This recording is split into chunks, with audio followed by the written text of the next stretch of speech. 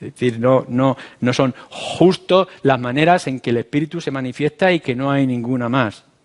Lo que nos está diciendo Pablo en 1 Corintios, lo dice también en Romanos, lo va a decir también en Efesios y en otros lugares, Pedro también habla de ello, es simplemente como una introducción, como un resumen, como un ejemplo de las cosas que el Espíritu puede hacer. El Espíritu tiene una riqueza inmensa para poder manifestarse a través de personas como tú y como yo. Por tanto, esta lista no son todas las posibilidades. Nos ilustran, pero no son todas las posibilidades. La manifestación del Espíritu van a variar dependiendo, por ejemplo, de los tiempos y de las circunstancias. No está limitado. ¿Está obligado el Espíritu acaso a traer ciencia o conocimiento o sanaciones de una manera concreta todo el tiempo, en todo lugar? ¿O el Espíritu es libre y soberano para poder manifestarse dependiendo de las circunstancias que rodeen en cada momento? Cuando miráis las Escrituras podéis ver cómo hay en ocasiones manifestaciones del Espíritu de una manera concreta, con milagros. En cambio, en otros, podéis cruzaros con los profetas, apenas podemos encontrar ningún tipo de milagros. Nos acercamos a los evangelios y aparecen constantes milagros de parte del Señor, que estaba lleno del Espíritu. Pero el Espíritu va a tomar su tiempo y su forma a la hora de obrar. Van a variar dependiendo de las épocas, como varían sus manifestaciones. Hubo un tiempo en que podemos ver, el comienzo de la historia del pueblo de Israel, la presencia de ángeles. Y de pronto parece como que los ángeles han dejado de estar o de existir y no se manifiestan en otras partes de las Escrituras. Hay ciertos momentos donde apenas podemos entrever palabra profética, como si hubiera un silencio de parte de Dios. Y de pronto empezamos a ver en otra parte de la historia cómo surgen los profetas trayendo mensajes de un lugar a otro de manera constante, porque el Espíritu se va a manifestar de diferentes formas. Así lo va a hacer en nuestro tiempo y en nuestras circunstancias. No lo que ha ocurrido en la escuela de niños del norte de Irlanda es la manera constante por la que el Espíritu obra. No lo que el Señor ha hecho en otros lugares del mundo trayendo avivamientos, o no porque otros frailes se conviertan a Cristo, va a traer revolución y renovación por toda Europa. El Espíritu es libre para obrar cuando quiere y como quiere. Déjame que te ponga otro ejemplo. Hay un insignificante, quiero siempre señalar por la pequeñez que somos de los hombres, hay un insignificante predicador en una parte de Gales. Él está haciendo su ministerio como puede, con una iglesia normal. De pronto, nos dice la historia de esos avivamientos, algo le pasa a aquel hombre, en la presencia del Espíritu. Y empieza a predicar de la misma manera, la misma forma que él pensaba que debería de hacerlo, y la gente empieza a convertirse. Y empiezan a venir multitudes de todas partes a escucharlo. Y le invitan a que vaya a otros lugares a proclamar su palabra. Y él dice, lo que siempre he enseñado, no he cambiado mi doctrina. Y por unos años hay un gran despertar y avivamiento, no solamente en esa zona de Gales, sino mucho más allá. Y cuando pasan unos pocos años, aquello desaparece. Y ese hombre sigue otra vez con su vida corriente y normal en su iglesia de su pueblo. ¿Esto qué es? La manifestación del Espíritu, que trabaja como quiere y cuando quiere. Ahora tenemos nosotros nuestra propia situación de iglesia. Esto es lo que somos, esto es lo que tenemos. Y sabemos que por naturaleza espiritual nosotros tenemos que ejercer o tenemos que mostrar el fruto del Espíritu. Si no amas, no eres creyente. Si no hay gozo por la salvación que es en Cristo Jesús, no eres creyente. El fruto tiene que estar por ley. Pero ahora además también tenemos las manifestaciones del Espíritu por diferentes dones o ministerios u operaciones. ¿Dónde están? ¿Cómo está obrando el Espíritu? No podemos discernir los tiempos, pero quizá podamos entrever en el mundo en que nos encontramos. No hay época más horrible en la persecución de los cristianos que en esta época en la que estamos viviendo. O estamos rodeados de una presión moral o amoral y sexual como nunca antes lo habíamos tenido. Si habéis leído alguna vez la época de los romanos y la pobreza moral y la perversión sexual que había, no es comparable con lo que hoy estamos viviendo. Y entonces nosotros nos preguntamos, ¿qué es lo que la Iglesia tiene que manifestar? ¿Qué es lo que el Espíritu quiere hacer para mostrarse, para edificar la Iglesia y para que el mundo sepa? Ninguno de nosotros va a ser más en estas manifestaciones del Espíritu, de esta lista, por tener unos dones que otros. Si alguno piensa, hombre, esto va por escala y lo primero sería el conocimiento y la ciencia y después vendría el otro. Aquí uno no es más porque haya alcanzado ciertos dones. Incluso, aun cuando vosotros como creyentes busquéis los dones mejores. Los dones mejores nos dice que es el de la predicación o nos dice en otro lugar, ¿no? De otras maneras o otras formas. Quizá el hablar en otros idiomas para poder beneficiarnos los unos para los otros, o el poder trabajar con la caridad y la misericordia ante las necesidades que nosotros tenemos es lo que más valoramos. Pero esto es un error. O sea, no hay dones mejores que otros que nos hagan a nosotros mejores o que nosotros los queramos desear para nuestra propia vanagloria o vanidad. ¿Por qué? Porque lo que está diciendo es la manifestación del Espíritu. Es el Espíritu el que se está manifestando, no tú. O sea, si tú tienes que ejercer los dones que el Espíritu te ha dado, ejércelos. Pero no hay gloria para ti, no hay gloria alguna para ti. Todas las glorias del Espíritu. Y cuando nosotros lo miramos en la historia o lo estamos buscando para nuestra propia iglesia y podemos ver que algo que tú haces es realmente útil y es reconocido y es de bendición y la gente puede venir a darte una palmada en la espalda diciendo lo has hecho bien en este área, el Señor está contigo, lo único que tú puedes decir es toda la gloria sea a Él, porque nosotros solamente somos instrumentos en sus manos. No hay nada más. Y es un gran peligro que nosotros podamos estar esperando alcanzar ciertos dones mejores porque me van a hacer más reconocible o más valorado. Esto es un error. Lo que tienes que hacer, lo que nos dice las Escrituras es llénate del Espíritu, camina en el Espíritu, sé guiado por el Espíritu y el Espíritu se manifestará de la manera adecuada en su momento adecuado. Y déjame también decirte en cuarto lugar, lo que nos termina a decir en estos versículos que hemos leído hasta el 11, dice, pero todas estas cosas de las que se ha citado antes y que en otra ocasión veremos, todas estas cosas las hace uno y el mismo Espíritu repartiendo a cada uno en particular como Él quiere. Otro de los elementos que nosotros tenemos que recordar constantemente es que el Espíritu que mora en ti como creyente y se quiere manifestar para beneficio de todos aquellos que están en su alrededor, Él lo va a hacer como quiere y cuando quiere, porque Él es soberano. No hay ninguna capacidad nuestra para obligar que el Espíritu haga algo que Él no quiere hacer o no ha decidido hacer. En otras palabras, la manifestación de tus dones no depende de ti. Es cierto que tienes que buscar los dones mejores, como hemos dicho. Versículo 31, procurad pues los dones mejores, mas yo os muestro un camino más excelente, que es el del amor, y después trae ese capítulo 13.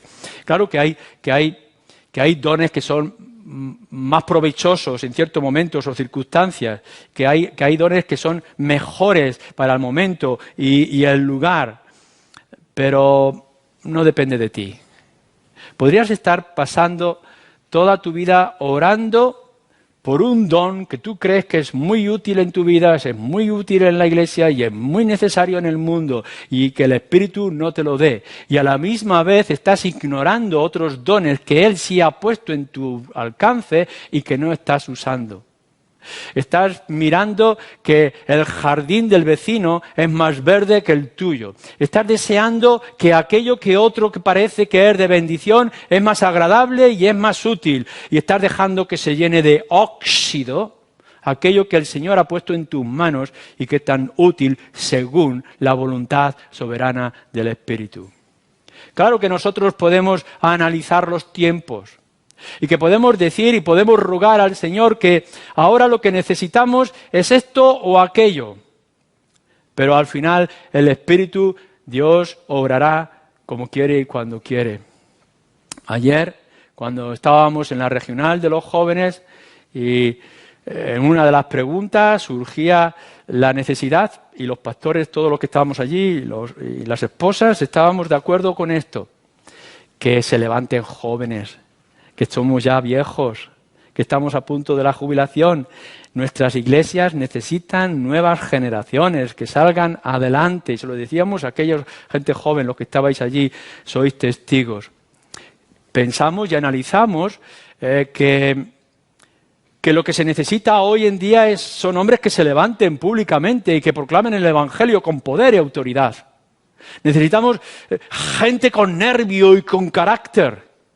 No únicamente personas que en la timidez puedan decir, sí, yo soy cristiano, sino que salgan con el valor y el poder de decir, esta es la respuesta, esta es la necesidad que tú tienes.